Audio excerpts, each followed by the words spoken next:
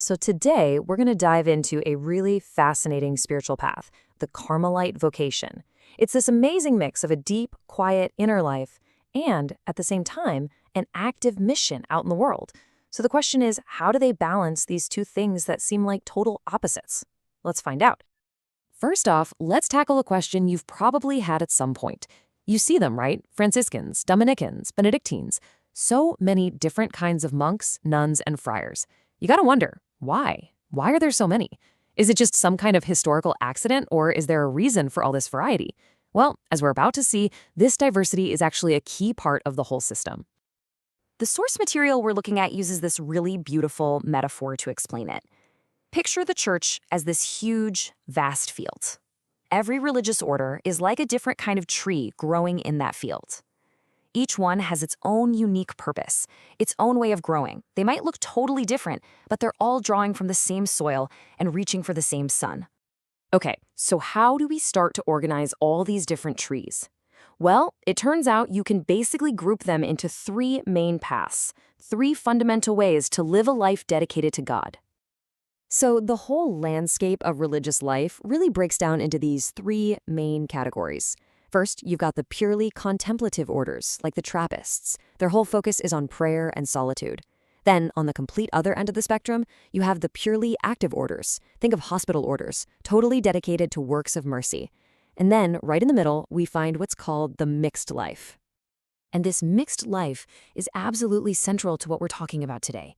It's not just some halfway point. It's a unique path all on its own that tries to weave prayer and action together.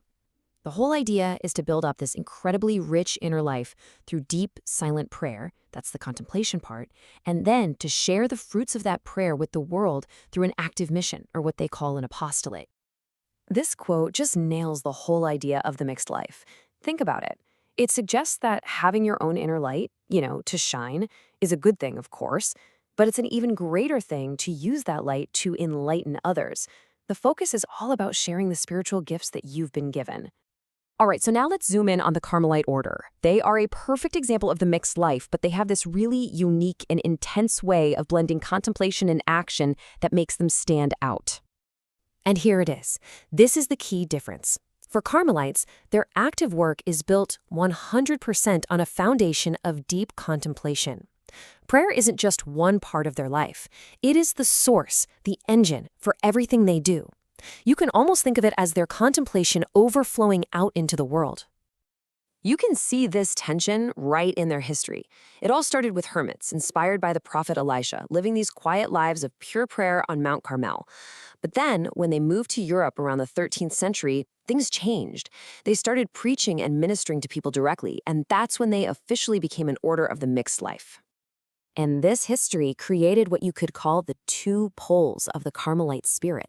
On one side, you have the quiet, solitary hermit meditating in silence. But on the other, you've got the bold apostolic prophet out there courageously preaching and serving others. A true Carmelite has to learn to live in that creative tension, right between those two identities. So, okay, how does that actually work day to day? What's the blueprint for turning that inner contemplative fire into an outward, zealous love for other people? This is really the heart of the Carmelite mission. They don't just teach about God. Their goal is to teach people how to have a real, intimate, personal relationship with God. They want to share the actual experience of contemplation itself. Now, this quote, it's a real mind-bender, isn't it? It sounds like a total paradox, but what it means is being willing to interrupt your own silent prayer, that's leaving God, to go and help a neighbor who needs you.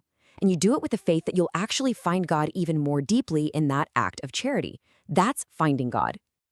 And for the Carmelites, there is one person who is the absolute perfect model for this life, who perfectly embodies this ideal of a contemplative life overflowing into action, the Virgin Mary.